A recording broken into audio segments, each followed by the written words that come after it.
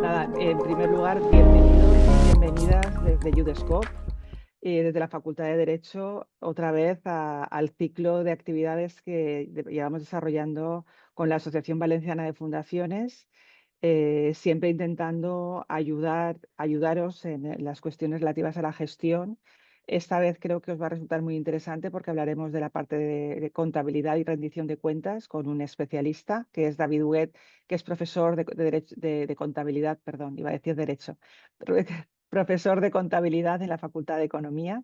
Él es profesor titular de universidad y lleva mucho tiempo además trabajando en cuestiones vinculadas con las fundaciones. Por tanto, es un gran especialista en la materia.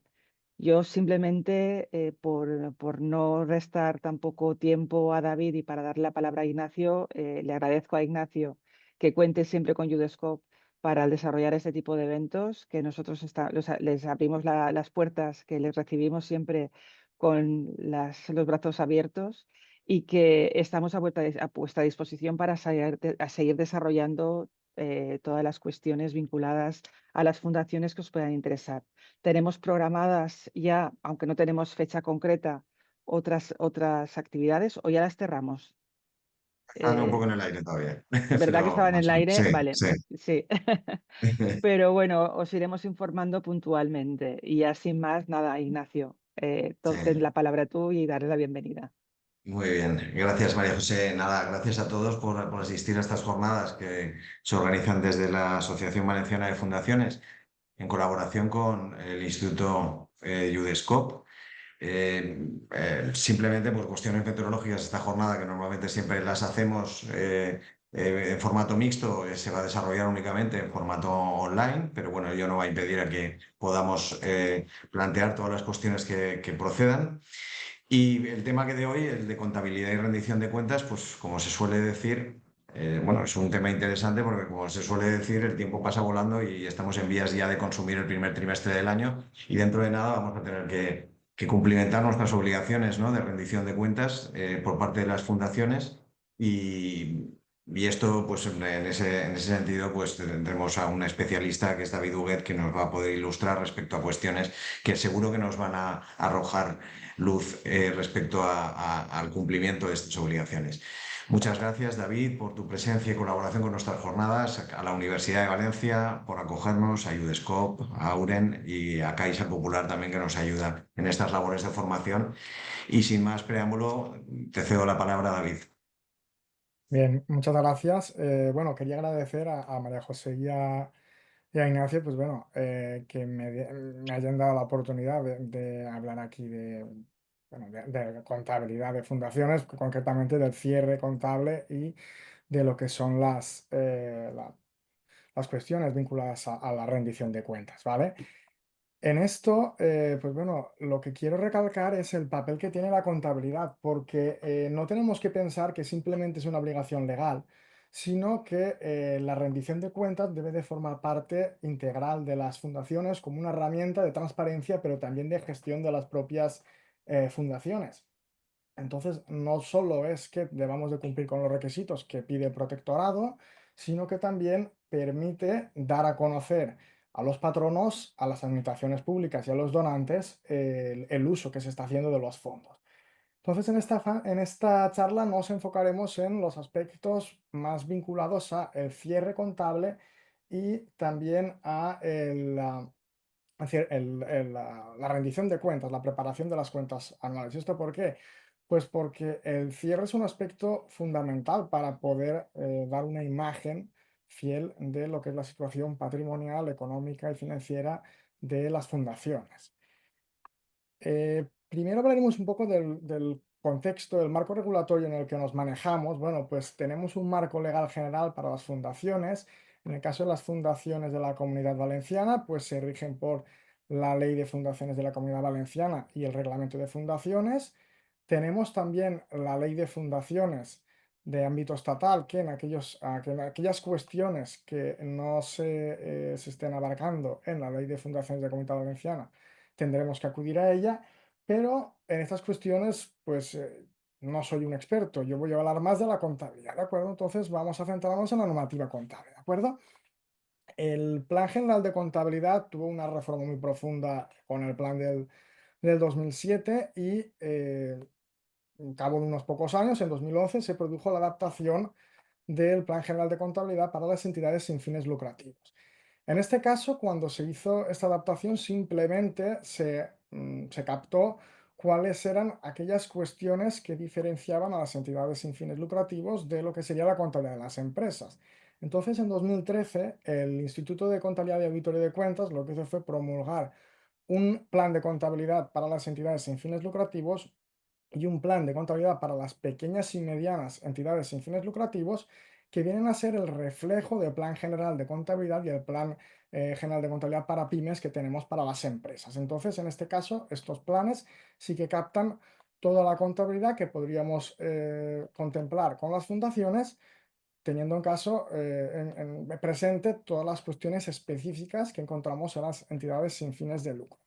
Además, de esto tenemos que tener en cuenta que como algunas de las fundaciones se auditan de manera obligatoria, pues también debemos de consultar la ley de auditoría de cuentas. Y finalmente, en 2021, el Real Decreto 1/2021 actualizó una parte importante del Plan General de Contabilidad. Entonces, hay cuestiones que pueden verse afectadas también y, por tanto, deberíamos de ver también cómo afecta la nueva redacción del Plan General de Contabilidad a las entidades sin fines lucrativos. Sin embargo, en la charla de hoy, pues las cuestiones que vamos a ver, como son más específicas de las fundaciones, pues no van a abarcar estas cuestiones, por lo menos no de una manera directa. Bien, en cuanto al contexto de la importancia que tiene la contabilidad en el ámbito de las fundaciones, lo primero que tenemos que tener en cuenta es que la rendición de cuentas debe de ser vista como un pilar de confianza para los usuarios de la información que preparen las fundaciones. En este caso, debemos de tener en cuenta que las fundaciones pueden recibir fondos de donantes, también subvenciones públicas o privadas, y por tanto existe la necesidad de justificar el buen uso de estos fondos que se están dedicando a los fines que tiene la fundación.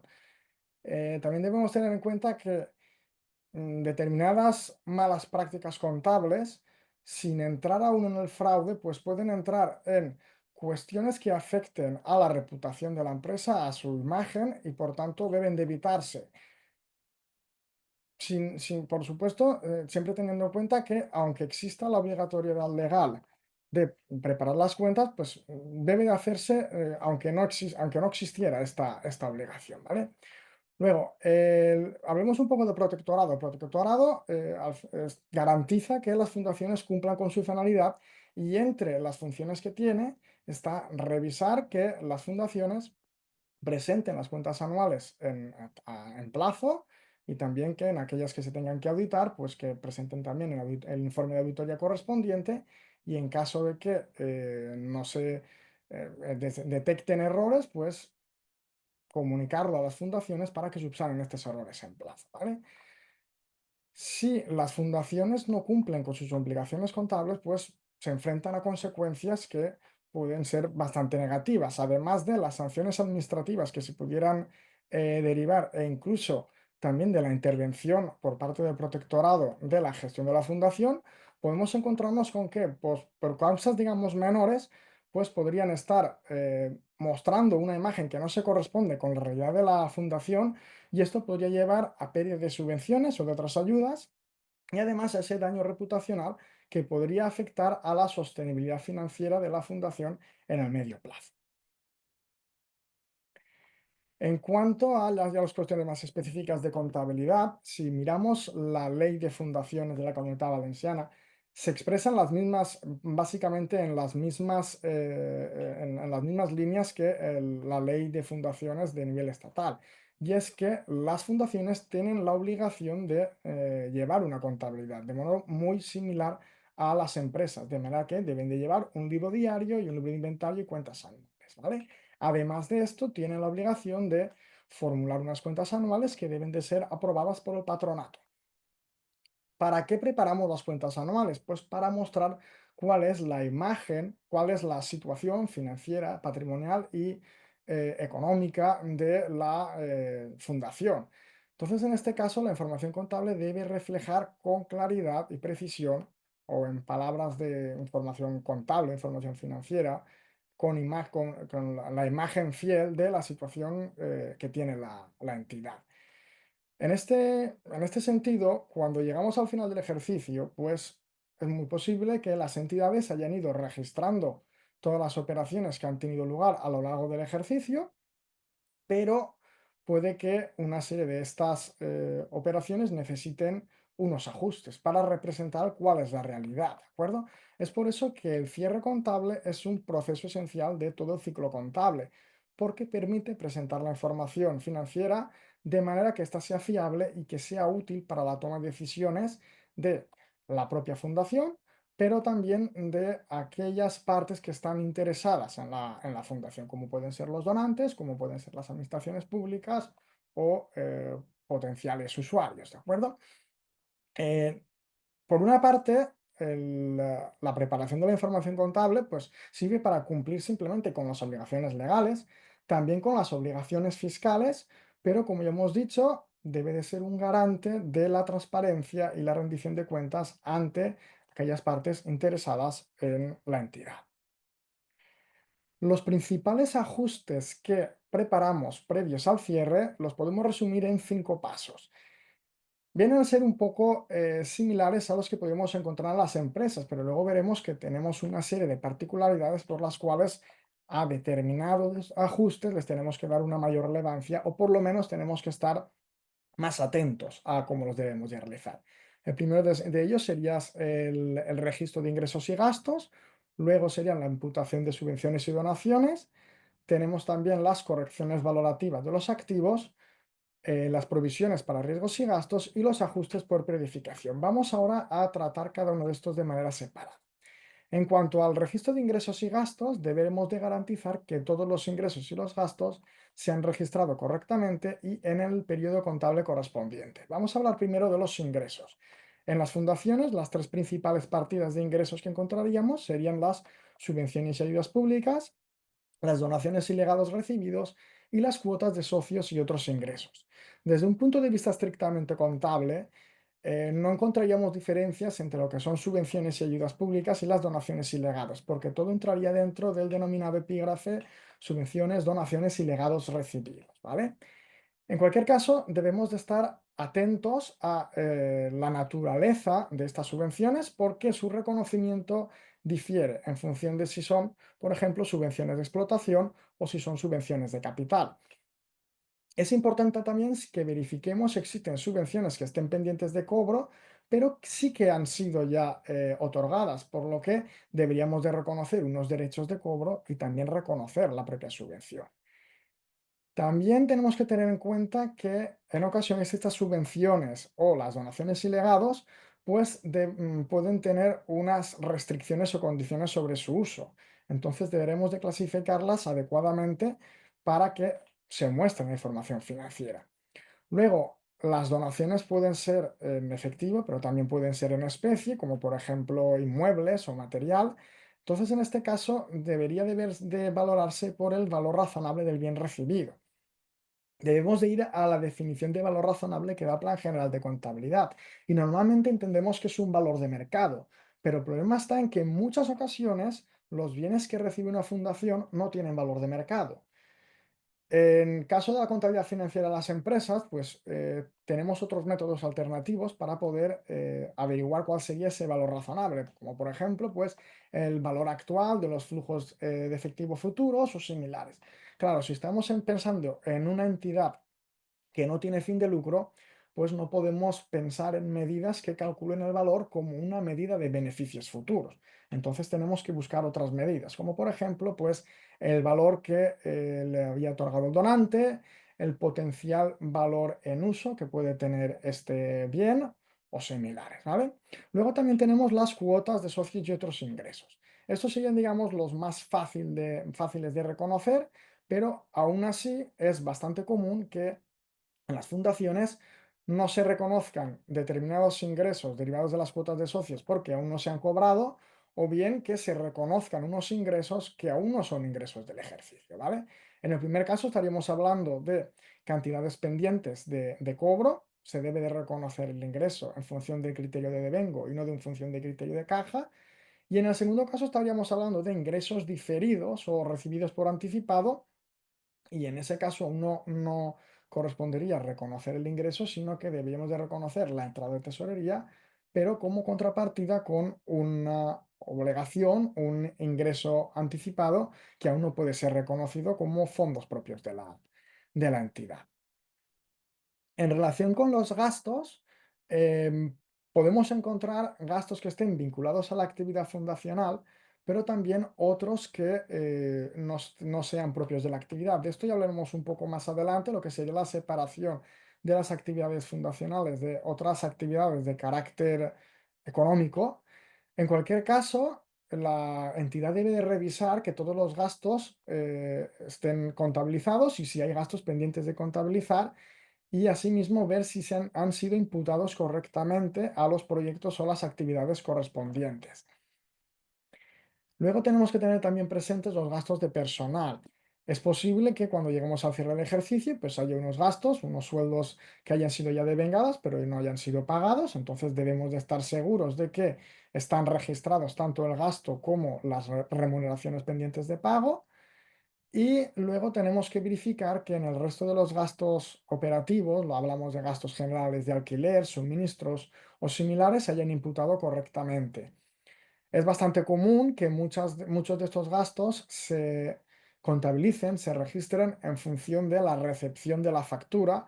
Si, por ejemplo, se recibe en enero o en febrero, pues que no hayamos registrado el gasto cuando corresponde. Entonces es importante registrar los gastos al periodo que correspondan. Por tanto, una revisión clave en este primer ajuste de ingresos y gastos sería la identificación de los ingresos y gastos que correspondan al ejercicio, para evitar que haya distorsiones en la cuenta de resultados.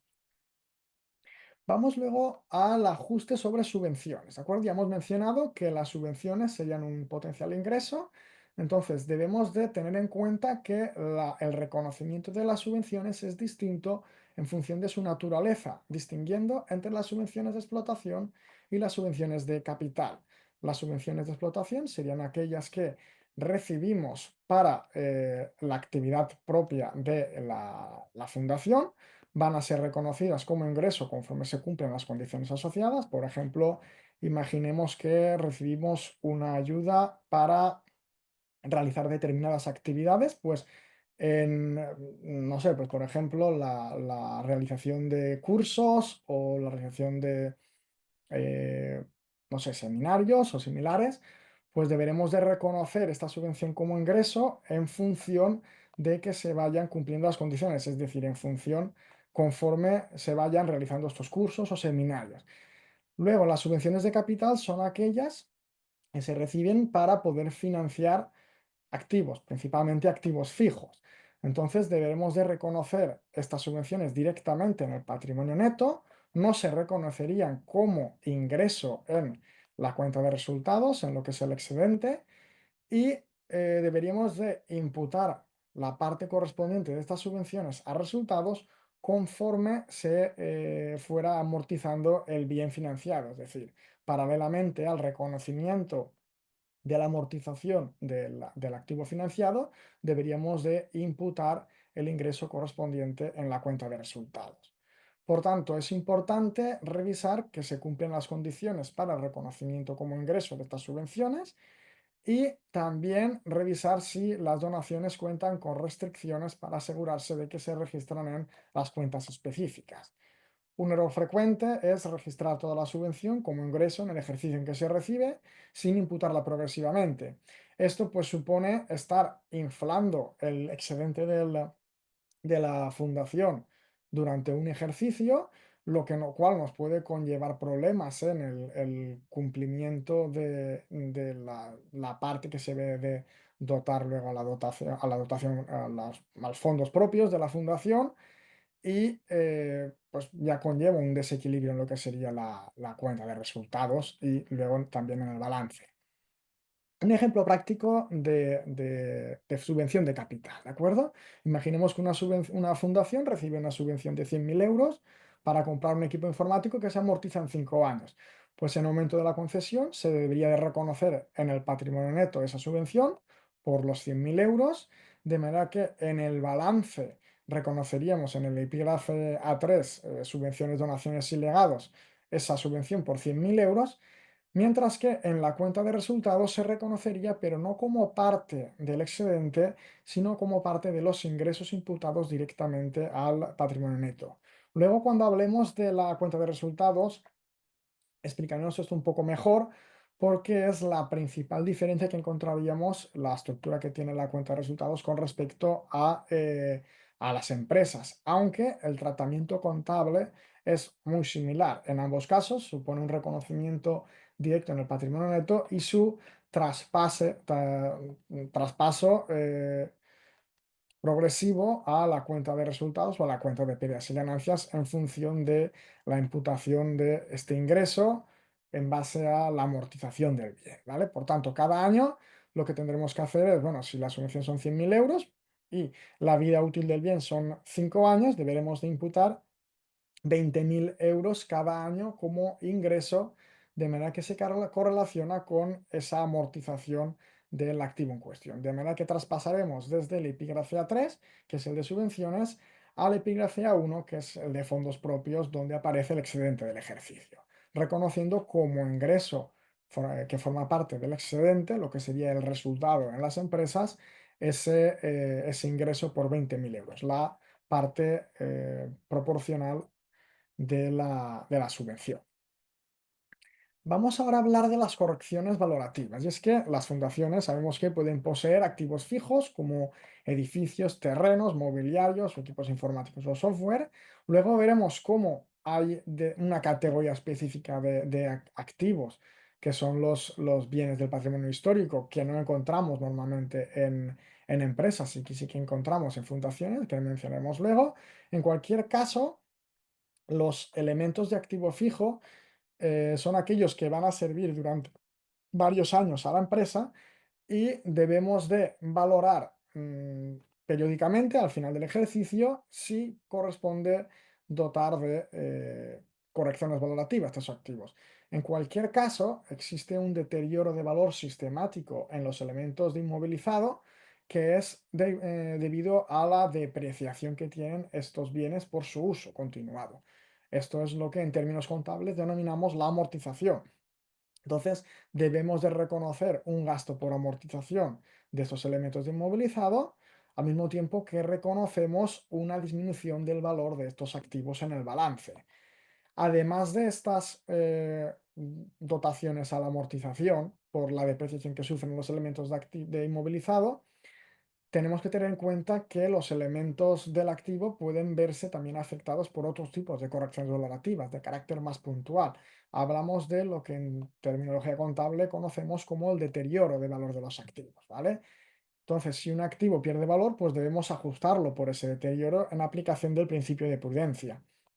Por ejemplo, pues unas cuentas a cobrar, puede pasar que reconozcamos que hay una parte de esas cuentas a cobrar que va a ser incobrable, deberemos de dotar la oportuna corrección valorativa por esos créditos, ¿vale? Aunque las fundaciones no tengan a priori una actividad económica, pues pueden encontrarse también con situaciones similares a las empresas en este caso.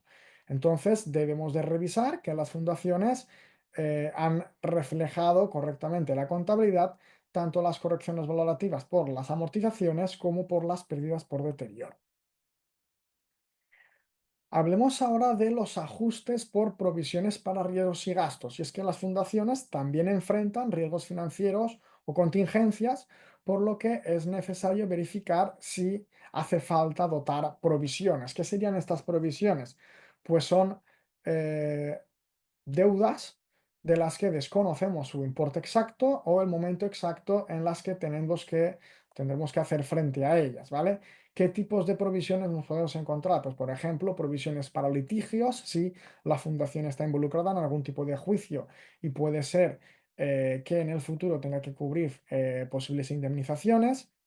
También provisiones para devolución de subvenciones En el caso en que se haya recibido una subvención, pero no se haya ejecutado correctamente o no se cumplan las condiciones para su recepción, pues la entidad puede verse obligada a devolverla y por tanto deberíamos de reconocer la oportuna provisión, ese potencial pasivo a devolver en el futuro y también otras provisiones que se pueden relacionar con las propias operaciones de la actividad, con despidos o similares, ¿vale? Un error frecuente es no reconocer estas provisiones porque es como decir, bueno, como encontramos que no es del todo probable que existan estas obligaciones o no conocemos exactamente cuándo se tienen que liquidar o su importe, pues no vamos a reconocerlas. Esto sería un error. Debemos de ir a la normativa contable para ver la distinción entre lo que sería una provisión que sí que refleja en el balance de una contingencia, que simplemente se tienen que informar en la memoria, pero en cualquier caso, sí es probable que se tenga que hacer frente a un pago, pues se deberá de reconocer este pasivo. Pasamos a los ajustes por periodificación, serían el último tipo de ajustes que tenemos. Realmente se relacionan con el primer punto que hemos visto de ingresos y gastos, y es que lo que permiten es reflejar adecuadamente los ingresos y gastos. ¿Cuándo utilizamos los ajustes por periodificación? Pues es bastante usual que se hayan registrado gastos que se hayan pagado por adelantado o ingresos que se hayan cobrado por adelantado, pero una parte de estos gastos o de estos ingresos aún no se corresponda reconocerla en este ejercicio, ¿vale? Pues por ejemplo, imaginemos que pagamos un seguro anual que nos cubre desde julio de este año hasta junio del año siguiente. Pues realmente solo es un gasto del ejercicio el gasto que va desde julio hasta diciembre, mientras que sería un gasto del ejercicio siguiente el gasto, la parte de la prima que estamos pagando desde enero hasta junio del año siguiente. Es bastante usual que las entidades en general, da igual que sean empresas que fundaciones, pues que reconozcan como un gasto toda la prima de seguros y lo dejen así, ¿vale? A ver, esto se estaría incumpliendo el principio de devengo. En cualquier caso, en muchas ocasiones, el gasto de un año se compensa con el gasto de los ejercicios futuros y de alguna manera, pues hay poca distorsión cuando son cuestiones más puntuales. Pero en cualquier caso, lo que deberíamos hacer es reconocer el gasto simplemente por el periodo que está cubriendo. Y la parte que hayamos pagado, pero que aún no se ha devengado, pues reconocerlo como un gasto anticipado que al ejercicio siguiente se reconocerá, ¿vale? Con los ingresos cobrados por adelantado pasa lo mismo. Puede pasar que hayamos cobrado cuotas de socios o subvenciones para ejercicios futuros por anticipado y que lo estemos reconociendo como ingreso, lo cual estaría inflando la cuenta de resultados y podría generarnos problemas. Entonces, lo que debemos hacer es reconocerlo en función de su periodo de devengo, ¿vale? La otra cuestión que también está vinculada con esto, las facturas pendientes de recibir, que ya hemos mencionado antes, es bastante usual que no se registre la factura hasta que se haya recibido. En cualquier caso, deberíamos de ver cuál es el periodo al que está haciendo referencia esa factura y si es al ejercicio que estamos cerrando, pues entonces reconocer el gasto. Además de estos ajustes, debemos de tener en cuenta las particularidades que tiene la contabilidad en las fundaciones, ¿vale? Que las diferencian de las empresas mercantiles, ¿vale? La, la principal diferencia es su naturaleza. Son entidades que no tienen ánimos de lucro, luego son entidades que reciben en mayor proporción subvenciones y donaciones y luego hay unas restricciones en el uso de sus recursos, lo que hace que la contabilidad tenga que contemplar aspectos específicos.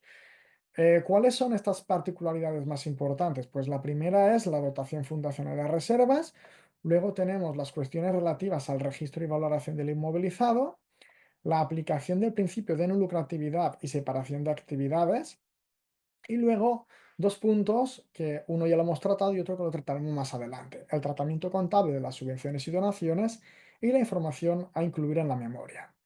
Vale, vamos a hablar de los tres primeros porque, como ya he dicho, el tratamiento contable de las subvenciones lo acabamos de tratar hace un momento y luego la información a incluir en la memoria lo trataremos cuando hablemos de las cuentas anuales y de los modelos de cuentas anuales. Vamos con el primero y es la dotación fundacional, ¿vale? Y La dotación fundacional es el patrimonio inicial en el que se constituye la sociedad, la fundación, y es patrimonio protegido que no es disponible. Entonces, ni puede distribuirse ni puede destinarse a actividades distintas de los fines fundacionales, salvo autorización expresa del protectorado. En los estados financieros figura en el patrimonio neto y su mantenimiento es una obligación legal.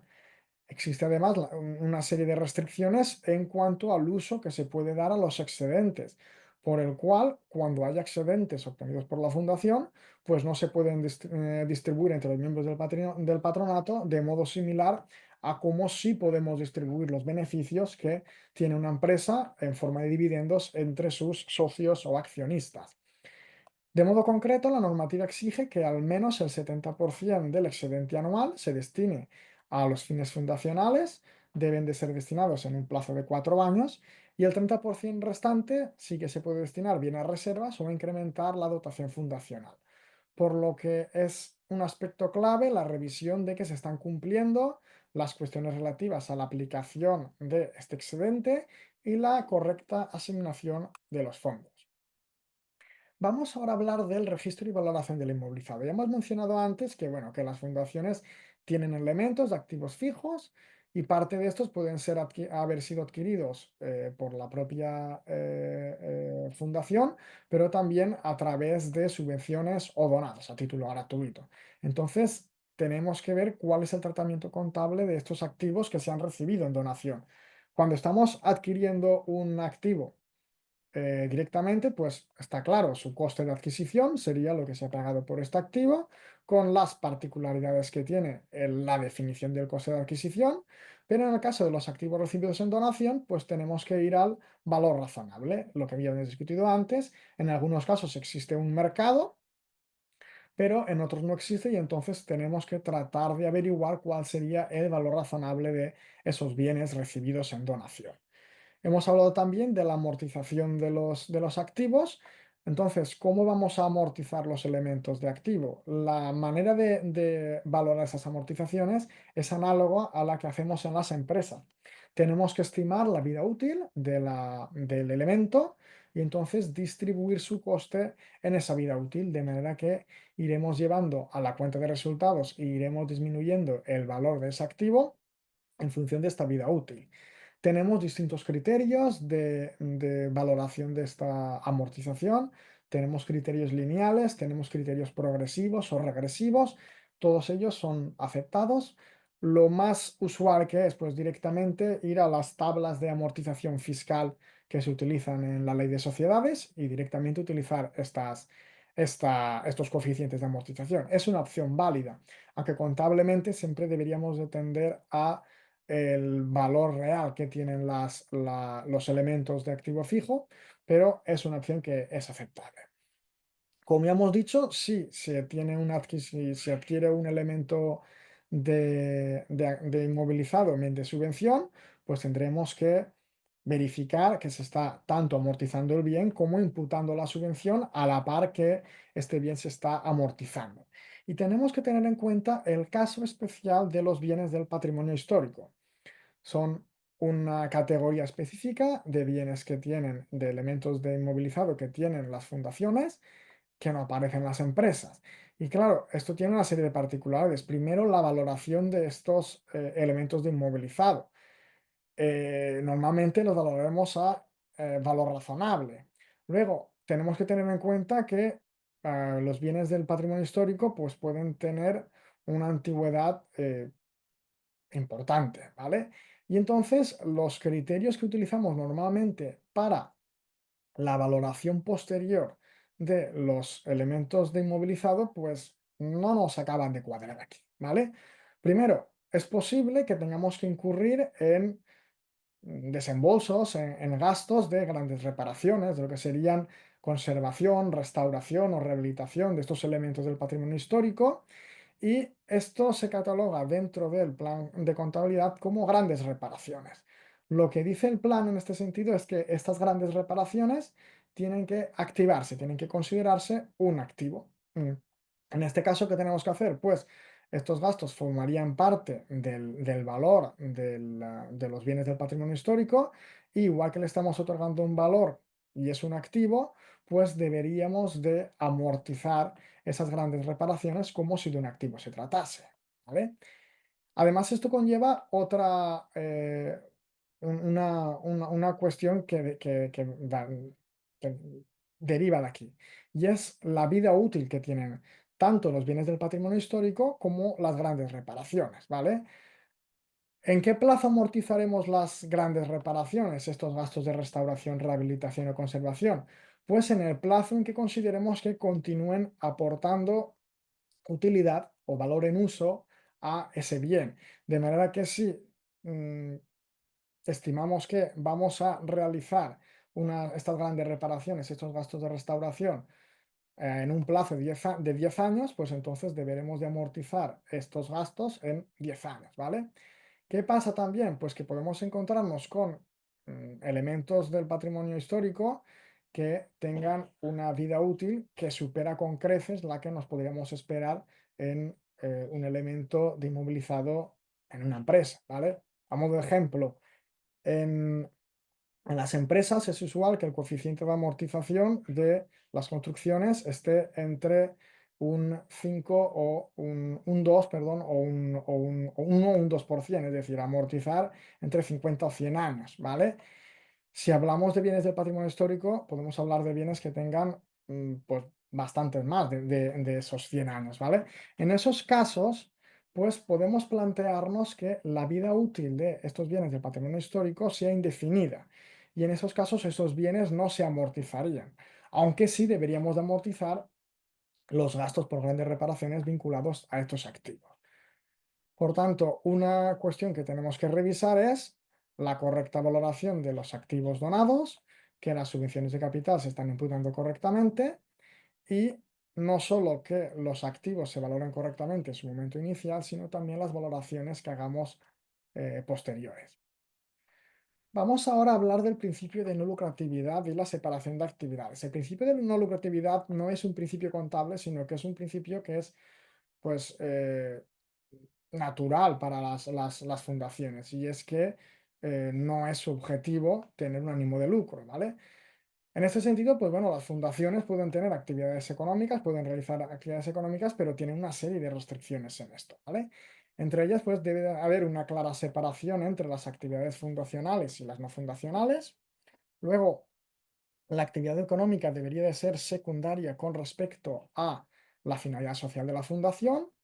Los ingresos generados deberían de reinvertirse en los fines fundacionales y además de llevar esta clara separación entre las actividades fundacionales y las no fundacionales, pues también deberíamos de llevar una contabilidad analítica que nos permita saber cuáles son los activos afectos a una u otra actividad y también los ingresos y los gastos que correspondan a cada una de estas actividades, con el objetivo al final de garantizar que estas actividades económicas están correctamente identificadas y que no se esté generando un lucro privado.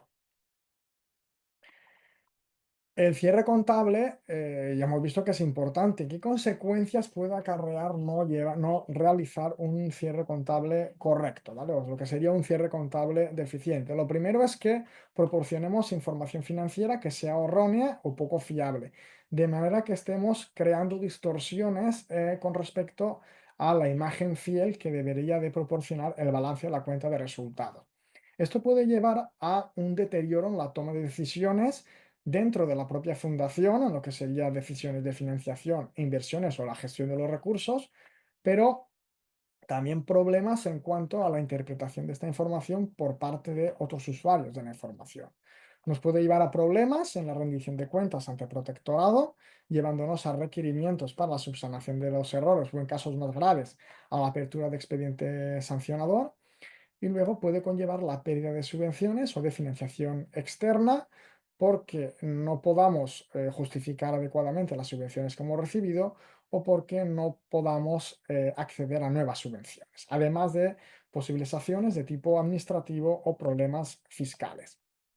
Por ello, es recomendable que realicemos un check-in de las cuestiones vinculadas al cierre, ¿vale?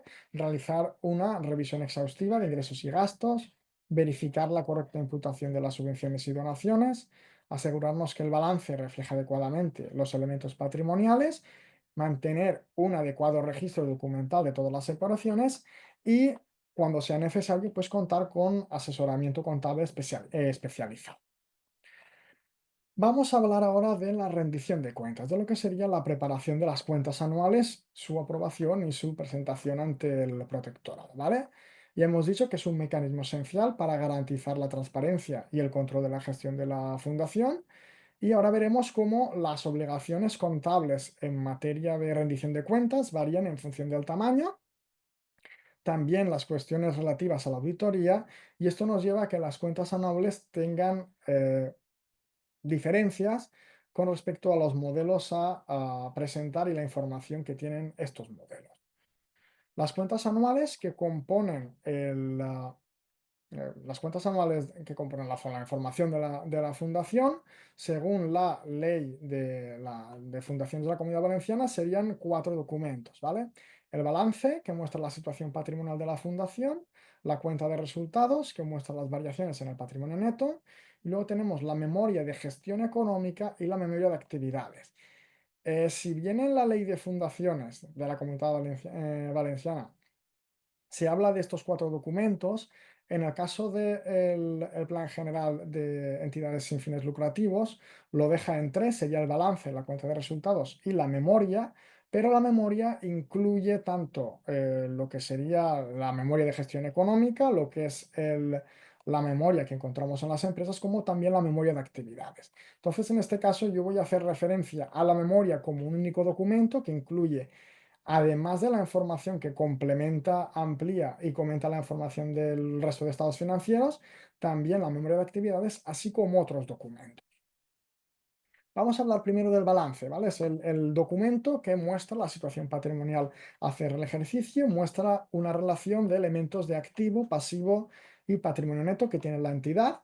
Los elementos más importantes que encontramos en el balance son los activos afectos a la actividad fundacional, que sin embargo, si queremos conocerlos de manera pormenorizada, deberíamos de ir a la memoria, porque en el balance no aparece la distinción entre los que son afectos y los que no, la dotación fundacional y las reservas, las subvenciones y donaciones recibidas, y luego también las obligaciones y deudas, lo que serían los pasivos, con especial mención a las deudas que se mantengan con beneficiarios y también a las deudas derivadas de el reintegro a ayudas a usuarios finales, en las cuales la fundación ha actuado como un mero intermediario en la recepción de las ayudas, pero esas ayudas no van destinadas a la fundación, sino que van destinadas a los usuarios finales. En el balance hacemos una distinción de modo análogo a las empresas entre partidas corrientes y no corrientes. Los activos y pasivos corrientes son aquellos que catalogamos como a corto plazo, aquellos que se espera liquidar en menos de un año, y el resto de elementos se catalogarían como activo o pasivo no corriente. Como elemento especial que encontramos en las fundaciones, los bienes de patrimonio histórico siempre van a figurar dentro del activo no corriente. Luego, el otro elemento que es muy distintivo, ya hemos hablado de él, serían las subvenciones, donaciones y legados, ¿vale? En caso de que sean reintegrables, se catalogarían como un pasivo. Lo normal es que, sin embargo, sean no reintegrables y por tanto figuren en el patrimonio neto, si son de capital, ¿vale? Ya hemos dicho que irían en el epígrafe de subvenciones, donaciones y legados recibidos, pero en el caso de que se hayan otorgado a título de dotación fundacional, las reconoceríamos directamente en el epígrafe de fondos propios. No sé si alguien ha levantado la mano, Vago, porque como tengo la presentación puesta, no hay dudas de momento, ¿no? Habían preguntado por el chat, Vale, pues David. a ver la Habían pregunta. preguntado qué pasaba primero si no se llega a utilizar el 70% cuando estabas antes y luego una obra de arte sería bienes de patrimonio Vale, histórico. a ver, ¿qué pasa si no se llega a utilizar el 70%? Bueno, pues nos podemos encontrar con problemas ante protectorado, ¿vale? Eh, en principio simplemente serían requerimientos de que se utilice, pero puede llevar a problemas mayores. En cualquier caso, son 4 ejercicios los que tenemos para llevar parte de este excedente a la dotación, ¿de acuerdo? En cuanto a la obra de arte, a ver, todas las obras de arte no se catalogarían como patrimonio histórico, ¿de acuerdo? Existen unas normas que yo no conozco en profundidad, ¿vale? pero no todas serían incluidas. Debería de valorarse cuáles sí forman parte del patrimonio histórico, ¿vale? Pero per se, por ser una obra de arte, pues no formaría parte del patrimonio histórico. Bien, vamos a hablar ahora de la cuenta de resultados, ¿vale? La cuenta de resultados sería el documento análogo a la cuenta de pérdidas y ganancias que encontramos en las empresas, pero tiene unas diferencias significativas, ¿vale? Y es que aquí se presentan todos los cambios producidos en el patrimonio neto a lo largo del ejercicio, ¿vale? En el caso de una cuenta de pérdidas y ganancias, solo muestra los ingresos y gastos que componen el beneficio o pérdida del ejercicio, ¿vale? Este cambio en la presentación, ¿por qué? Bueno, pues porque la finalidad de una fundación no, igual que cualquier entidad sin ánimo de lucro, no es obtener un beneficio y por tanto hablar de la medida del resultado, del beneficio o pérdida, pues no tiene tanto sentido. Sin embargo, continuamos hablando de ese equivalente al resultado, que es el excedente del ejercicio, porque también tiene cierta relevancia. Por ejemplo, en cuanto a la aplicación de ese 70% del excedente al fondo dotacional que hemos mencionado y también en cuanto a cuestiones que entrarían dentro de fiscalidad, ¿vale? Porque sería el análogo a lo que es el beneficio o pérdida del ejercicio.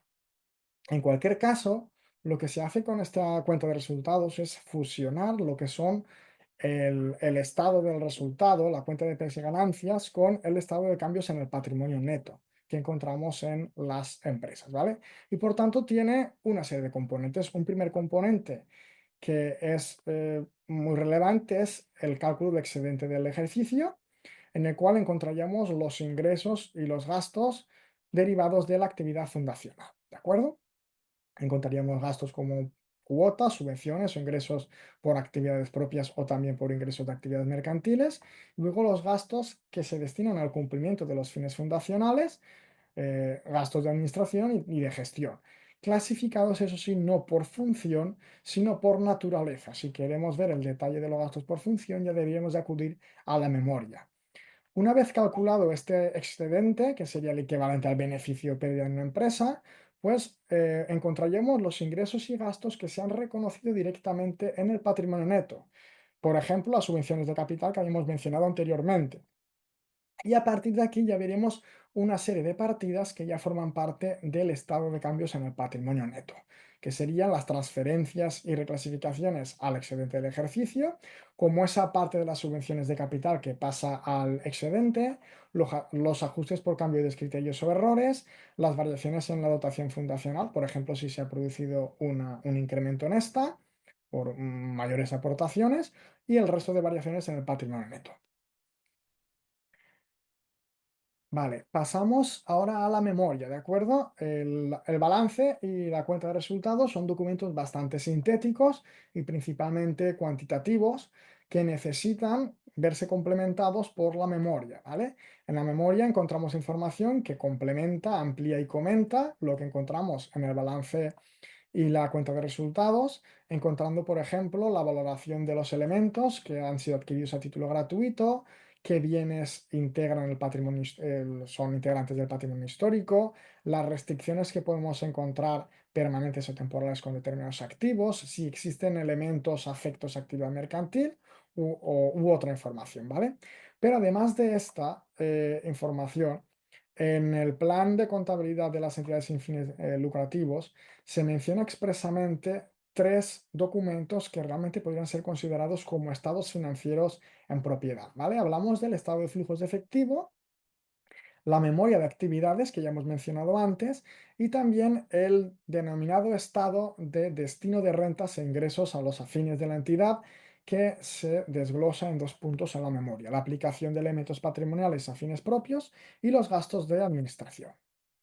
En relación con el estado de flujos de efectivo, anticipo que no es obligatorio para todas las fundaciones, solo para aquellas que preparen el balance y la memoria en formato normal y informa sobre los cobros y los pagos realizados por la entidad durante el periodo.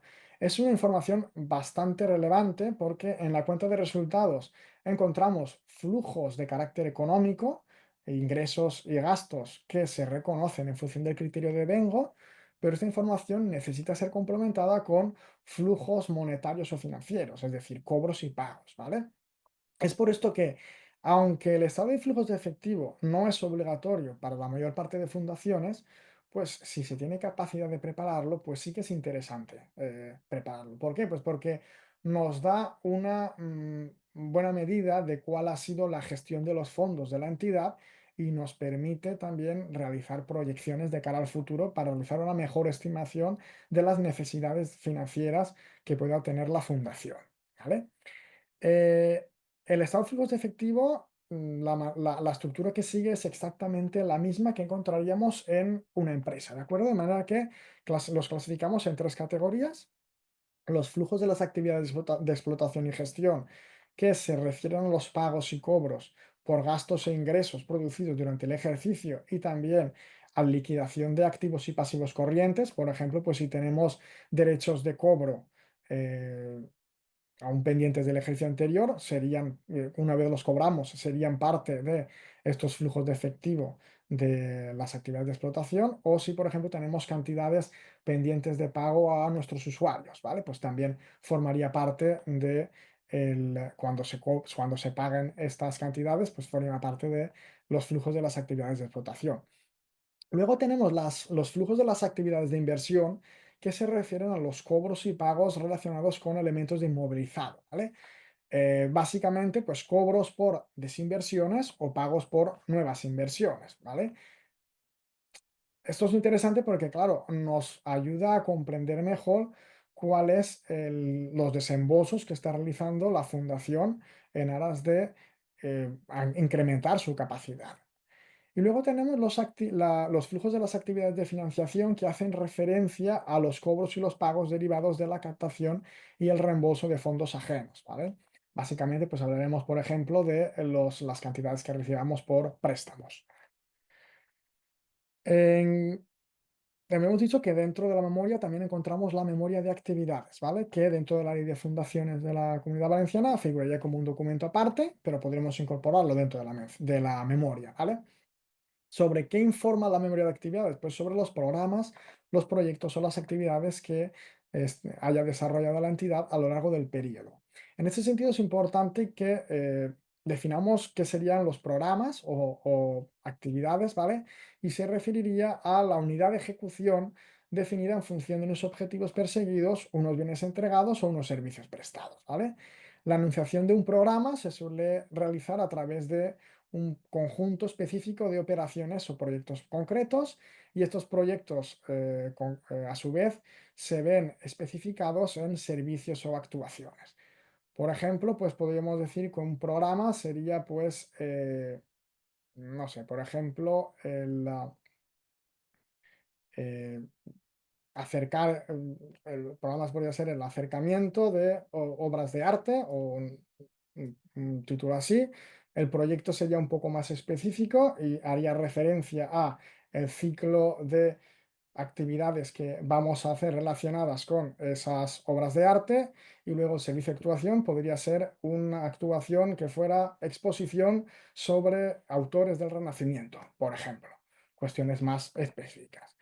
¿Qué se tiene que informar en la memoria sobre estas actividades? Bueno, pues por actividad se tiene que realizar la identificación y la explicación de en qué consiste esta actividad, los recursos humanos y económicos que han sido empleados en la actividad, cuáles son los beneficiarios o usuarios de la actividad, y también los objetivos e indicadores de consecución de esta actividad. Luego, a nivel agregado, deberíamos de informar sobre los recursos económicos totales empleados por la entidad y los obtenidos a través de sus ingresos u otros recursos, como por ejemplo deudas. También información sobre los convenios de colaboración y si existen desviaciones entre el plan de actuación y los datos realizados efectivamente. Finalmente tenemos el documento, el estado de destino de rentas e ingresos, que como he dicho antes, en la memoria aparece en dos puntos por separado: la aplicación de elementos patrimoniales a fines propios y los gastos de administración. ¿Cuál es el objetivo de este documento, esta parte de la memoria? Pues informar sobre el conjunto de los ingresos y las rentas que ha obtenido la fundación en el periodo y ver si estos se han destinado a la realización de los fines estatutarios, ¿vale? El propósito que persigue al final es garantizar que se están destinando los fondos del patrimonio fundacional efectivamente a las actividades fundacionales, además de fomentar en las fundaciones el ahorro y la capacidad de autofinanciación. De alguna manera, David, este documento, sí, sí, preguntaban justo en el chat si la memoria de actividades debe ir asociadas a lo que se haya descrito en el plan de actuación, bien, porque está vinculado con lo que estabas comentando. Por eso sí, aprovecho. porque en un punto debemos de decir qué desviaciones hay entre el plan de actuación y la memoria de actividades, por tanto, sí, debe estar asociado. Sí, en ese aspecto, perdona que te matice, que un apartado concreto del reglamento que exige que en la memoria se especifique el grado de cumplimiento del plan de actuación. Sí, correcto. Sí. Bien, bueno, continuando con el destino de rentas e ingresos, ¿de acuerdo? Fomentar, además de garantizar que se están destinando correctamente los fondos de la fundación a sus actividades, pues fomentar ese ahorro y la autofinanciación por parte de las fundaciones.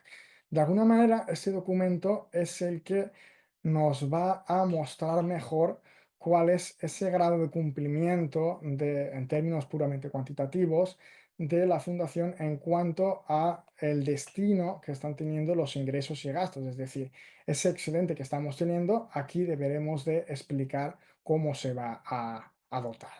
Entonces, se parte del excedente contable de la cuenta de resultados, se aplican una serie de ajustes a este excedente eh, porque hay algunos ingresos que puede que no sean computables y también puede que haya gastos que no se consideren, entonces se llega a un porcentaje, se llega a una base. Sobre esa base aplicamos el porcentaje mínimo que mostrará el importe que se debe de destinar obligatoriamente a las actividades fundacionales.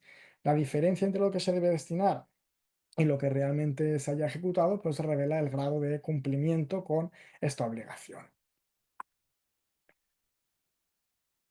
Bien, vamos a pasar ya a hablar de los modelos, ¿vale? Creo que, bueno, nos faltarán 10 minutos o por ahí, yo creo que vamos bien de tiempo. Eh, Básicamente distinguimos entre tres modelos, ¿de acuerdo? Un modelo normal, un modelo abreviado y un modelo simplificado. El modelo simplificado, sin embargo, es básicamente el modelo abreviado, pero con algunas particularidades en lo que es criterios de valoración, lo que lleva a que haya partidas del balance que desaparezcan, específicamente lo que serían activos y pasivos por impuesto diferido, ¿vale? ¿Cuáles son los criterios para aplicar uno u otro modelo? ¿Vale? Bueno, pues en el modelo abreviado lo que tendríamos sería un balance abreviado, una memoria abreviada y también una cuenta de resultados abreviada. En función de los límites en los que nos encontremos, podremos aplicar, digamos, un modelo abreviado completo en el cual tendríamos los tres componentes de los estados financieros en modo abreviado o solo el balance y la memoria. ¿Cuáles son estos límites? Pues los límites son análogos a los que encontramos en la contabilidad de las empresas, ¿vale? Y eso es importante porque si miramos el último documento de las normas de adaptación, pues esto no aparece, ¿vale? ¿Por qué? Pues porque las normas de adaptación hacen referencia a información del 2011. El plan de contabilidad y el plan de contabilidad para entidades sin fines lucrativos es de 2013, pero en 2015 o 2016, no recuerdo ahora bien, se produjo una ampliación de estos límites aplicables a todas las entidades de la Unión Europea y entonces si vamos al documento origen, pues esto no se ve, ¿de acuerdo? De manera que para aplicar el balance y la memoria abreviados, pues deben de cumplirse dos de tres requisitos y son un activo que no supere los 4 millones de euros, un volumen de ingresos que no supere los 8 millones de euros y un número medio de trabajadores que no supere los 50. ¿Cuáles son los límites que encontramos en el plan general según según la versión de 2013? Pues serían un activo de 2.850.000 y un volumen de ingresos de 5.700.000, ¿vale? Simplemente tenerlo en cuenta que se han ampliado pero solo se amplían estos si los de auditoría se han mantenido constantes, ¿vale? Esto es una dificultad, digamos, o complicación añadida, ¿vale? Si estamos por debajo de dos de estos límites, pues sí que podremos aplicar el balance y la memoria abreviados. ¿Estamos por encima de estos límites? Bueno, pues siempre que estemos por debajo de también cumplir 2 de 3, un activo de 11,4 millones, un volumen de ingresos de 22,8 millones o un número de empleados inferior a 250 empleados, pues deberíamos de preparar el balance de la memoria en versión normal, pero la cuenta de resultados la prepararíamos en versión abreviada. Como particularidad, si preparamos el balance y la memoria en versión abreviada, no hay necesidad de incluir el estado de flujos de efectivo. Y en relación con el módulo simplificado, ya hemos dicho que entrarían, bueno, los modelos serían muy similares al modelo abreviado, con algunas simplificaciones adicionales. ¿Cuáles son las entidades que pueden aplicar el modelo simplificado? Las catalogadas como microentidades, aquellas que al cierre concurran dos de las tres circunstancias en activo, volumen de ingresos o número medio de trabajadores. 150.000 euros para la cifra de activos o de volumen de ingresos y un número medio de trabajadores igual o inferior a 5.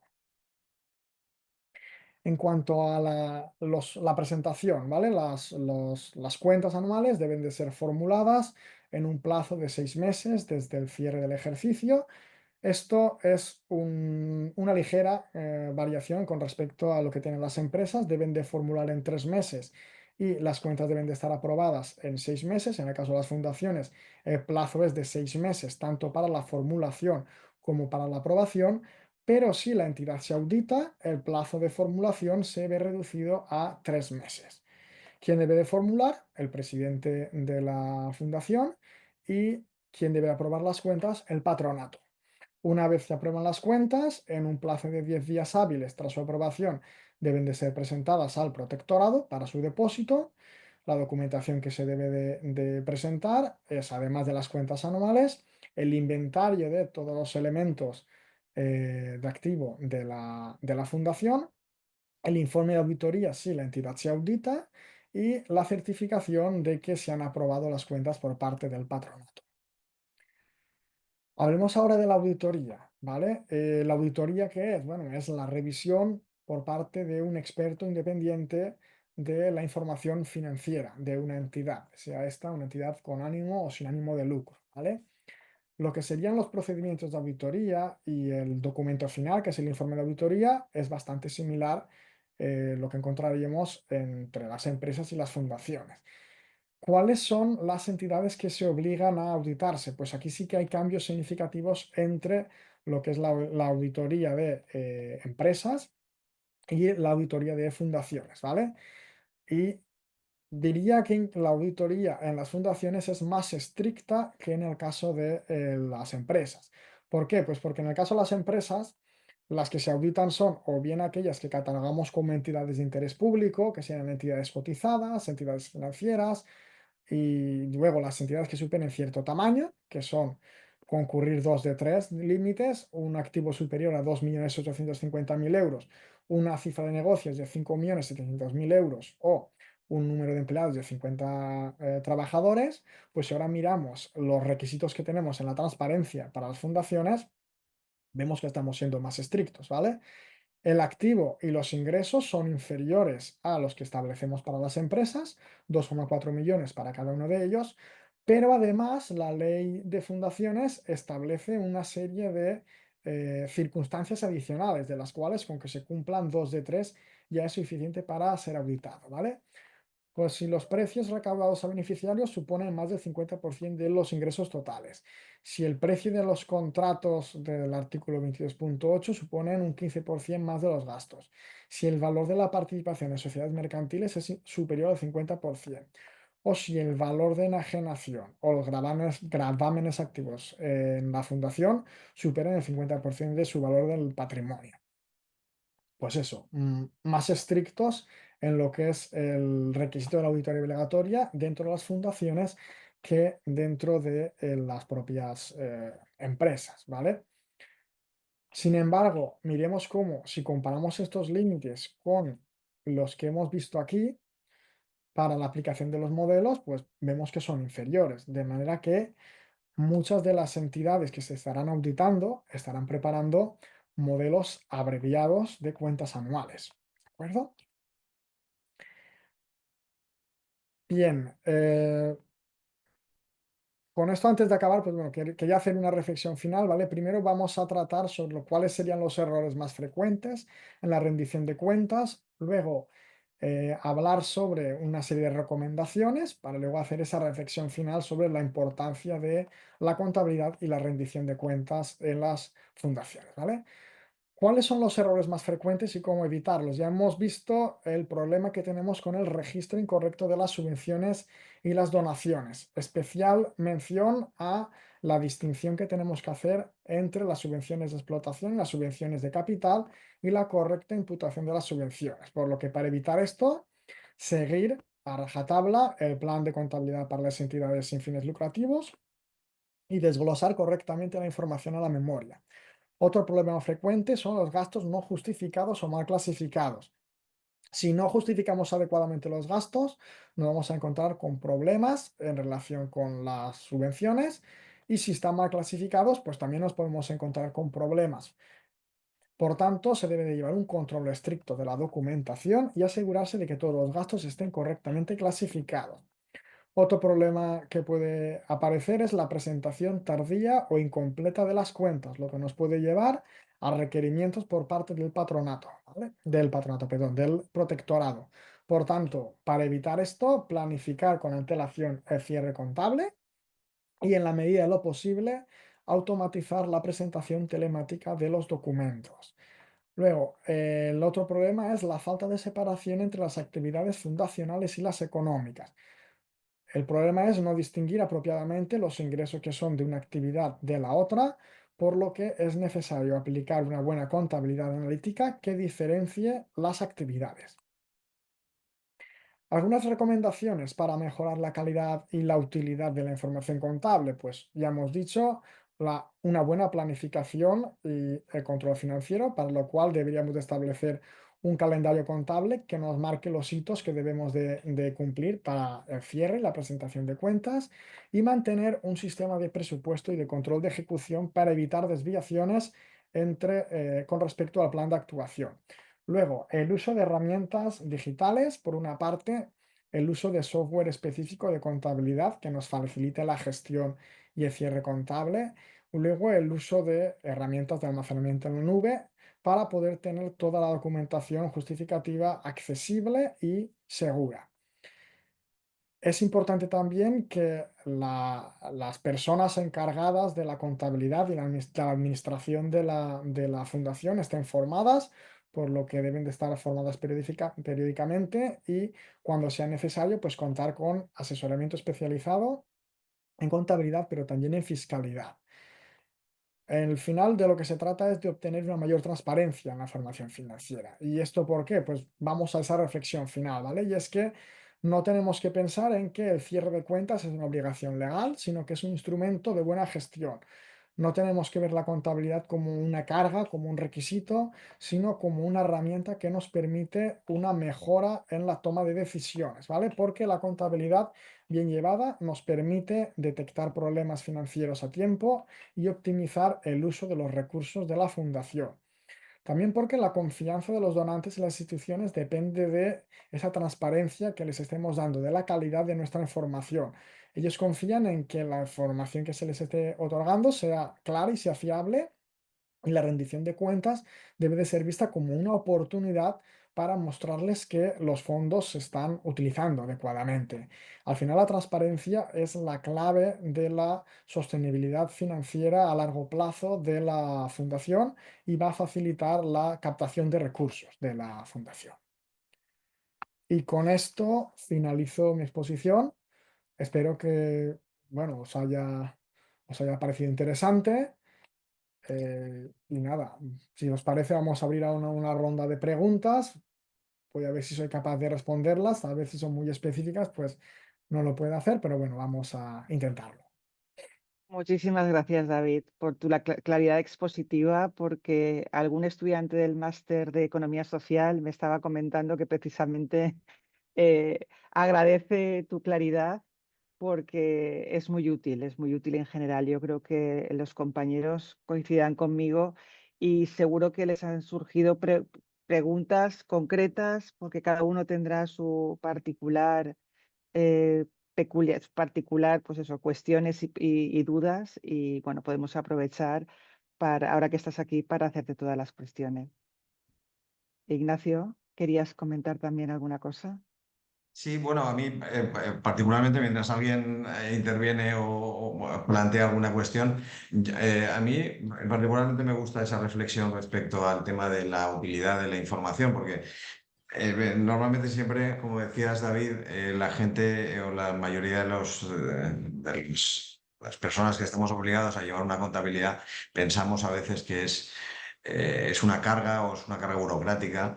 Y bueno, yo creo que esa parte ya se ha superado desde el punto de vista de que ya somos conscientes de que es una información útil para tomar decisiones, pero en este caso, en el caso de las entidades no lucrativas, tiene un valor añadido y es ese pilar de confianza que estabas comentando y es que transmitimos con esa información transparente, transmitimos a nuestros donantes o a nuestras entidades que financian nuestras actividades esa confianza, ¿no? De que lo que estamos haciendo lo estamos haciendo bien y de que estamos trasladando, dándole el destino correcto al dinero que percibimos y lo estamos aplicando a esas entidades, a esas actividades no lucrativas, ¿no? Por lo tanto, me gusta mucho esa reflexión, ese planteamiento de, de demostrar un poco la realidad, ¿no? De lo que es la contabilidad y esa rendición de cuentas, ¿no? Sí, gracias. No sé si hay alguna cuestión por ahí. Bueno, yo sí que Con- quería decir una cuestión más, es respecto al tema de la memoria. Y lo digo porque sí que se nos ha dado desde el punto de vista a veces de consultas de entidades, y es que, bueno, aparte de la memoria que has comentado, David, de la memoria de actividades y la memoria económica, debemos tener en cuenta que las entidades que están sometidas a la ley o están acogidas a la ley 49/2002 de mecenazgo tienen una obligación de presentar una memoria ante la Agencia Estatal Tributaria. Lo digo porque sí que están llegando requerimientos por parte de las administraciones tributarias requiriendo esa presentación y es un requisito fundamental para mantener el régimen fiscal especial. Lo digo porque muchas entidades consideran que a lo mejor ya rendiendo cuentas o presentando las memorias en el protectorado es suficiente. No, no es suficiente. Ahí las que estén acogidas a la ley 49 tienen que también presentar esa memoria a la Agencia Estatal Tributaria para poder seguir disfrutando de ese régimen especial. Es un comentario más que nada porque, digamos, hay una tercera memoria que aunque sea una refundición de las dos anteriores, pero que hay que cumplir con esa obligación. Sí, correcto. Igual que tampoco he hecho mención al plan de actuación, yo entiendo que, bueno, que todos ya son conscientes de ello. No he hecho referencia tampoco a él porque, bueno, porque no aparece como documento estrictamente contable, pero bueno, son cuestiones que van conjuntamente con él y por tanto sí tiene que tenerlo en cuenta. Vale, he Te visto hacían ahí una que pregunta en el chat, sí, sí, David.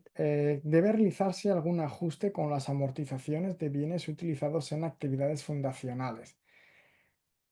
Entiendo que se refiere la pregunta a si debe de amortizarse. ¿Es eso? Emilio, puedes tomar la palabra. Actívate el micrófono y así, no sé.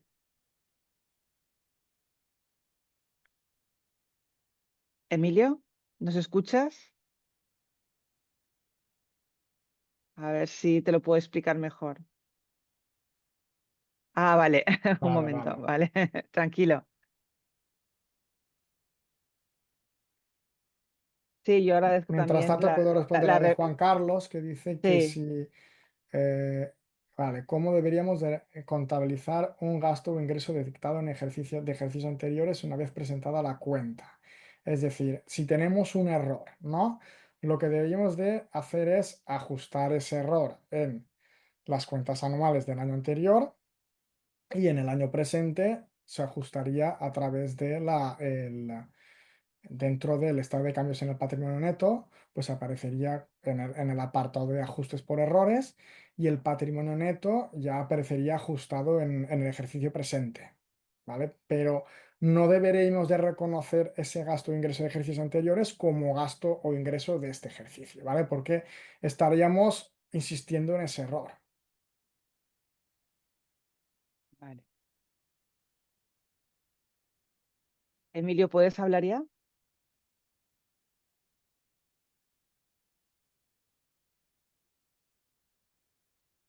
De momento no puede hablar. No, la verdad es que el enfoque que has Vale, ya dado está ahí. hasta ahí, hasta No, aquí, vale, es otra, vale. es otra pregunta. Vale, podéis hablar tranquilamente, porque a lo mejor hablando agilizamos más, que cuesta Una menos pregunta. comentar. Sí, Vale, Rocío, aprovecha, Yo sí venga. que tengo una pregunta. Por ejemplo, tenemos una fundación y cómo nos enteramos de actualizaciones en normativa contable, de presentación de memoria y tal, a través de quién nos podemos informar ¿Dónde, habitualmente si hay alguna ¿dónde actualización. encontramos la información contable? Bueno, a ver, por una parte es a ver, en la ley de fundaciones ya establece cuáles son las obligaciones contables, ¿vale? Pero si queremos consultar la información específica, pues vamos a la institución encargada de la contabilidad en España, que es el Instituto de Contabilidad y Auditoría de Cuentas, ¿vale? Entonces, eso ya se produjo una adaptación del Plan General de Contabilidad a las entidades sin fines lucrativos y ahí aparece tanto la redacción original como luego el plan de contabilidad y luego la adaptación que se produjo en 2021. Entonces, directamente entrando a la página web del ICAC, tenemos toda la información sobre normativa contable disponible. Vale. Vale, y si tuviéramos que hacer una modificación de estatutos, ¿esto también se envía luego al protectorado? La Y modificación de estatutos, eso me pilla a mí fuera de juego porque No, pero no soy eso te lo aclaro contable. yo, Rocío. Sí, El tema de la modificación de estatutos, sí, se tiene que elevar a escritura pública, se tiene que aprobar la modificación primero por el patronato. por Patronato. patronato. Se debe establecer un informe de justificación de que es aconsejable, o sea, de la necesidad de esa modificación estatutaria y en qué beneficia la entidad, y luego se eleva a escritura pública y se remite al protectorado para Siempre. escribirse. Cualquier Teniendo modificación de estatuto, previo sí. ok del protectorado o directamente memoria justificativa y estatutos nuevos se envían y ya está. Puedes pedir un informe previo de modificación al protectorado que ellos te pueden decir si las modificaciones son ajustadas a la ley o no. Pero bueno, en principio, si son modificaciones menores y que no contradicen el texto de la ley de fundaciones, en principio no hay No habrá problema. ningún problema. Sí. Vale, vale, gracias. Nada. Creo que ya Vale, está sí, aclarado lo la del tema. pregunta es si Sí. debe considerarse el 70% para cumplir el 70% la amortización. Se considera porque está dentro del excedente del ejercicio, ¿de acuerdo? Entonces, simplemente como partimos del excedente, pues ya lo estamos considerando. Otra cuestión distinta es si tendríamos que realizar algún ajuste adicional. Entonces, ya deberíamos de ver si hay ingresos o gastos determinados que puedan verse afectados por esto. Es decir, que no tengamos que considerarlos en el cómputo de esa base para determinar si forma parte de la base o no. No sé si he contestado, Emilio. Yo creo que iba por ahí. De todas formas, la justificación un poco lo digo porque hay veces que la gente pregunta, dice, ¿por qué eso es obligatorio destinar el 70% del excedente a las actividades fundacionales cuando ya, dijéramos, he estado realizando Ujú. con gran parte de mis ingresos, ya he estado destinando esos ingresos, dijéramos, a las actividades fundacionales? Pues precisamente un poco la razón de ser es que evitar fundaciones que vayan acumulando patrimonio y lo vayan destinando directamente a reservas y vayan teniendo un activo pues muy, muy elevado, ¿no? Lo que pretenden sobre todo es que se desarrollen ya no solamente con los ingresos corrientes, sino con el excedente que se genere en el ejercicio, que haya un compromiso de que se destine en un plazo de 4 años en mayor medida a las actividades fundacionales. ¿Vale? Muy bien. Estaban todas las respuestas, todas las preguntas respondidas del chat. Sí, yo creo que sí, que hay por ahí, si A alguien tiene ver, alguna. sí. La parte de contabilidad según las comunidades autónomas. Y vale. ¿Tenéis alguna pregunta más? Porque ya nos acompañan la decana de la Facultad de Derecho que ha tenido la deferencia de entrar a vernos. Muchísimas gracias, Clara. Y contamos, y por supuesto está Jesús Raga, que es el presidente de la Asociación Valenciana de Fundaciones. Por tanto, si tenéis alguna cuestión más, aprovechamos, y si no, les damos la palabra a la decana y a Jesús para que clausuren el acto, la actividad. Y os emplazamos a que, bueno, en breve os daremos cuenta de las próximas 2 sesiones que tenemos pendientes para este año. Bueno, 2 no, 1, nos quedaba una, ¿verdad, Nos Ignacio? queda una en junio y otra en septiembre. Vale, pues entonces sí, Veremos. eran 2. Ya llevo lío como vamos encadenando tantas actividades. Vale, Muy pues nos bien. quedan las 2. Muy bien, pues nada, les damos la palabra. Clara, sí, cuando Sí, quieras, Clara. sí, María José, sí, sí, yo en realidad no tengo mucho que decir, agradecer, o sea, no decir yo, lo que sí que tengo es mucho que agradecer, como sabes siempre, a las actividades del UDESCOB y a la magnífica dirección que siempre llevas, agradecer que siempre tengas en cuenta a la Facultad de Derecho en todas sus actividades y lamentar las circunstancias en las que ha tenido que ser hecho este seminario. Sobre todo pues porque no se ha podido disfrutar del emplazamiento original, que era la sala de degans y deganes de la Facultad de Derecho. Pero bueno, como estaba previsto en este formato ya híbrido, pues ha sido muy fácil adaptarlo. Agradecer, por supuesto, a la Asociación Valenciana de Fundaciones la disponibilidad para organizar esta serie y este ciclo, que veo que continuará, ¿no? Por lo que habéis dicho ahora, en junio y en Sí. septiembre. La Ujú. Consellería se estaba planteando también incluso una modificación de la ley de fundaciones. Andábamos ahí con unos convenios que tenemos con ellos valorando a ver si se modifica o no se modifica y ciertos problemas que da con profesorado también de nuestro centro. O sea que podremos estar ahí un poco al tanto. Sí, Por tanto, podemos. muchísimas... Sí, sí, ya te comentaré esa iniciativa. Lo que pasa es que como Sí, ahora sí, está sí. el tema político como está, igual este año no sé si se seguía impulsando esa línea de investigación Vale, o no se seguía vale, muy impulsando. bien. Así que nada, muchísimas gracias a la Asociación Valenciana de Fundaciones a través de su presidente, que está presente, como ha dicho María José, señor Raga. Muchas gracias al ponente, compañero del Departamento de Contabilidad, David Huguet. Lamento no haber podido estar a toda la sesión, lo que pasa es que la agenda estos 3 días está siendo una locura. Sí. Y nada más, María José, muchísimas gracias. Muchísimas gracias a ti, Clara, por acompañarnos siempre y por facilitarnos siempre todo a UDESCOP. Y, por supuesto, como no voy a contar con la Facultad de Derecho, si es mi casa, por supuesto que sí, por supuesto que sí. Jesús, si quieres Muy intervenir. buenas. Se me oye bien, ¿no? Muy bien, Sí, Jesús. sí. Ya, en un principio, dar las gracias a todos por la asistencia. Sigue teniendo interés las charlas que hemos ido proponiendo. Dar las gracias a David por su exposición. Y en cuanto a lo que decía Clara de la modificación de la ley valenciana, nosotros justamente esta semana hemos hecho unas propuestas que ya habíamos hecho anteriormente y las hemos ampliado, y fue el propio martes que se las presentamos al secretario autonómico y tenemos reunión con la consellera el próximo 27 de marzo, que también se las haremos llegar. Esperemos que también sean bien recibidas y modifiquen algunos aspectos que están dando problemas. Y por supuesto que seguiremos y seguimos con las charlas las próximas. María José, estamos encantados de que este convenio siga, está funcionando muy bien, por lo tanto debemos de seguir. Sin más, daros las gracias a todos desde la Asociación Valenciana de Fundación. Muchísimas gracias, Jesús, también. Gracias y gracias a todos por haber venido. Ignacio, si quieres despedirles tú. Gracias a David, por supuesto, otra vez. Y te dejo que les despidas tú, Ignacio. Simplemente agradeceros a todos pues eso, la presencia y bueno, y seguramente pues en junio os mandaremos también para las siguientes jornadas, que si no me va mal la cabeza, estamos hablando algo de la Sí. medición del impacto de las fundaciones, un tema que también va a ser bastante interesante. Y bueno, gracias a la Facultad de Derecho también por acogernos de esta forma, en esta ocasión telemáticamente, pero normalmente nos acoge físicamente también. Así que muchas gracias, decana y todos. y nada, nos vemos en las siguientes jornadas. Muy bien, pues gracias a Muy bien. todos y nos vemos para la próxima.